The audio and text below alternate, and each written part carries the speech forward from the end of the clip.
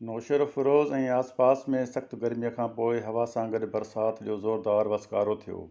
वसकारे बैदि गर्मीअ जो ज़ोर टुटी वियो आहे ऐं मौसम ख़ुशगवार थी वई आहे त ॿिए पासे बरसाति इंतिज़ामिया जी लापरवाही सबबु शहरनि लाइ अज़ाब बणिजी वई आहे। बरसाति सबबु मवासिलाती निज़ाम सख़्तु मुतासिर थियो आहे। शहर जा रोड रस्ता घिटियूं गंदे पाणी सां भरिजी वियूं आहिनि ऐं हेठाईअ वारा इलाइक़ा पाणी हेठि अचण करे ढंढुनि जो ॾेख ॾेई रहिया आहिनि।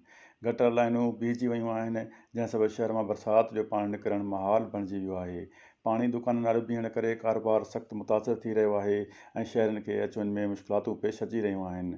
रस्तनि ते गप ऐं तिरकण सबबु हादसा पेश अची रहिया आहिनि। ॿारनि खे स्कूल वञण में मुश्किलातूं पेश अची रहियूं आहिनि ऐं शहर में गंदगी ऐं पाणी बीहण करे शहरी घरनि ताईं महदूद बणिजी विया आहिनि। पर हिन वक़्त ताईं इंतिज़ामिया पारां बरसाति जो पाणी निकाल करण लाइ के बि जोॻा उपाउ न आहिनि वरिता विया।